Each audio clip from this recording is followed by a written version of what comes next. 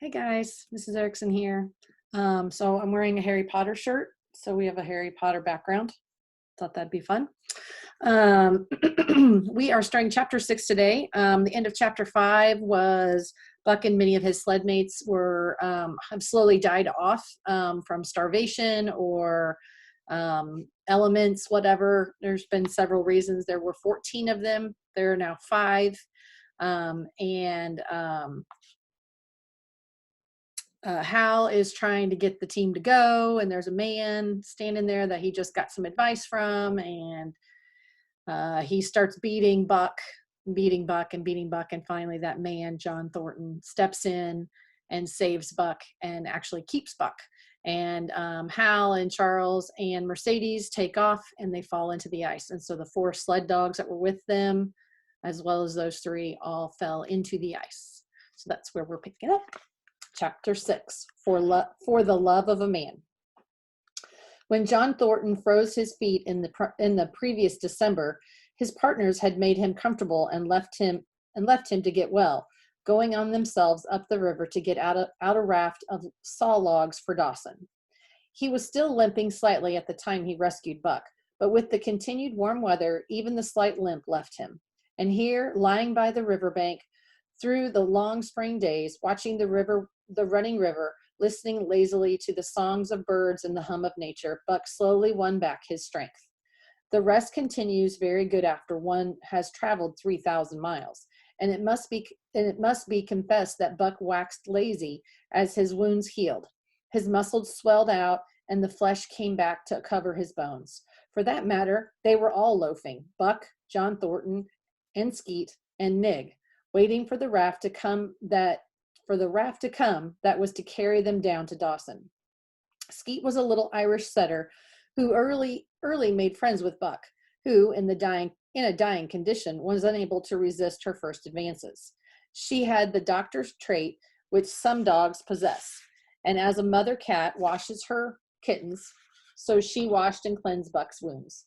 Regularly, each morning after he had finished his breakfast, she performed her self-appointed task till he came to look for her ministrations, as much as she did for Thornton's. Nig, equally friendly, though less demonstrative, was a huge black dog, half bloodhound, half deerhound, with eyes that laughed and a boundless good nature.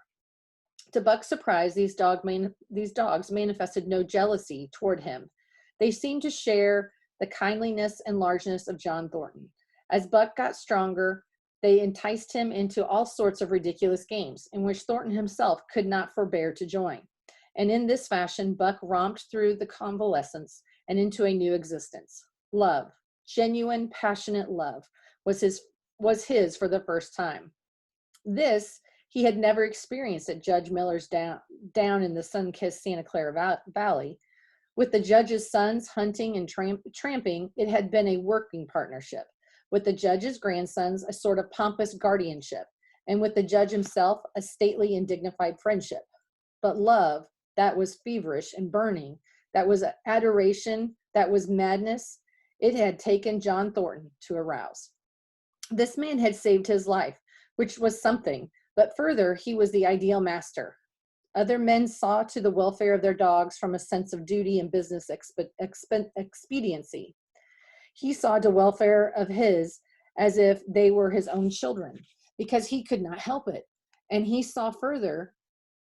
He never forgot a kindly greeting or a cheering word, and to sit down for a long talk with them, gas, he called it, was as much his delight as theirs.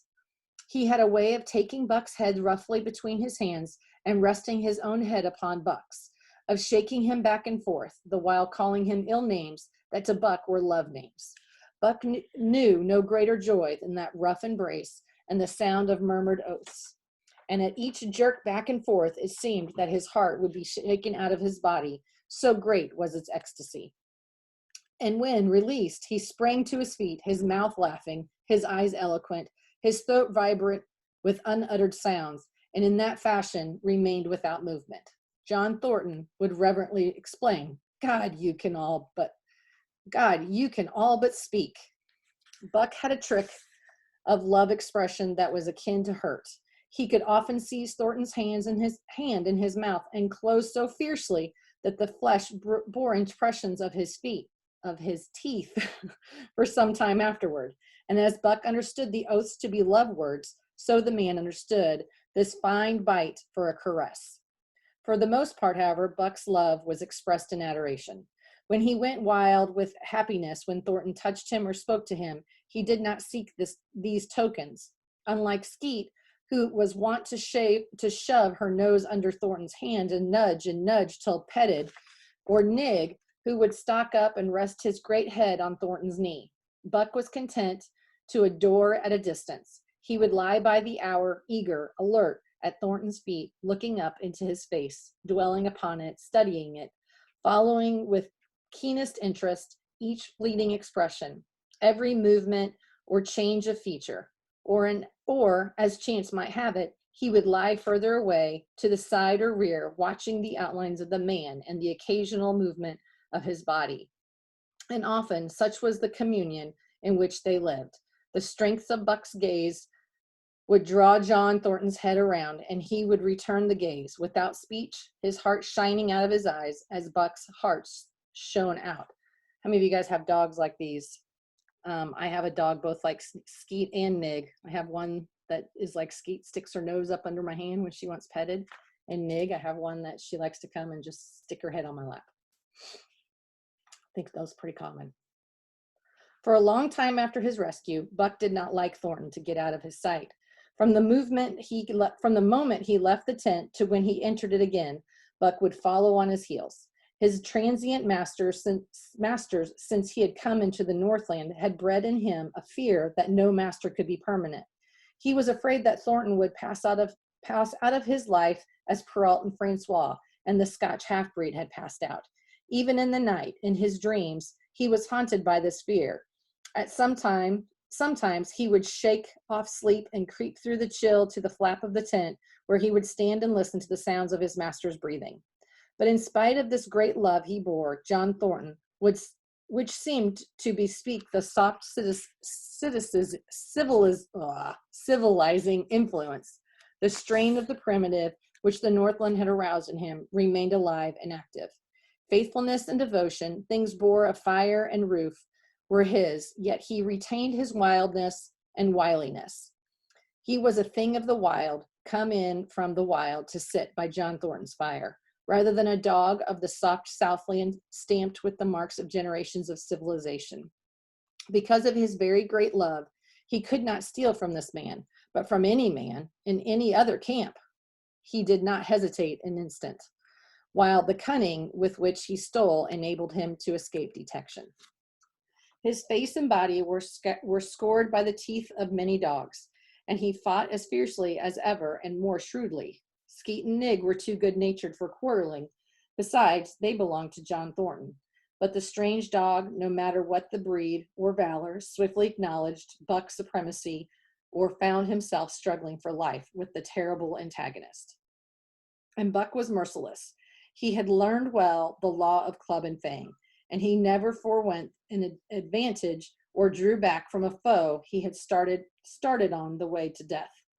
He had lessoned from Spitz and from the chief fighting dog of the police and mail, and knew there was no middle course. He must master or be mastered. While to show mercy was a weakness, mercy did not exist in the primordial life. It was misunderstood for fear, and such misunderstanding made for death. Kill or be killed, eat or be eaten, was the law, and this mandate, down out of the depths of time, he obeyed. He was older than the days he had seen and the breath he had drawn. He linked the past with the present, and the eternity behind him throbbed through him in a mighty rhythm in which he swayed as the tides and seasons swayed. He sat by John Thornton's fire, a broad-breasted dog, white-fanged and long-furred. But behind him were the shades of all manner of dog, half-wolves and wild wolves, urgent and prompting, tasting and savoring of meat he ate, thirsting for the water he drank, scenting the wind with him, listening with him and telling him the sounds made by the wild life in the forest, dictating his moods, directing his actions, lying down to sleep with him when he lay down, and dreaming with him and beyond him, and becoming themselves the stuff of his dreams. So, peremptorily did these shades beckon him, that each day mankind and the claims of mankind slipped further from him. Deep in the forest, a call was sounding, and as often as he heard that call, mysteriously thrilling and luring, he felt compelled to turn his back upon the fire and the beaten earth around it, and to plunge into the forest, and on and on. He knew not where or why, nor did he wonder where or why. The call sounding imperiously deep in the forest. But as often as he gained the soft unbroken earth and the green shade, the love for John Thornton drew him back to the fire again. Thornton alone held him.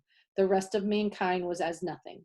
Chance travelers might praise or pet him, but he was cold under it all. And from a too demonstrative man, he would get up and walk away. When Thornton's partners Hans and Pete arrived on a long-expected raft, Buck refused to notice them till he learned they were close to Thornton. After that, he tolerated them in a passive sort of way, accepting favors from them as though he favored them by accepting. They were of the same large type as Thornton, living close to the earth, thinking simply, and seeing clearly. And ere they swung the raft into the big eddy by the sawmill at Dawson, they understood Buck and his ways and did not insist upon an intimacy such as obtained with Skeet and Nig. Okay, we're going to stop there. We have probably a couple more days of chapter 6. There's really not a ton left. We're getting there. So see you guys tomorrow.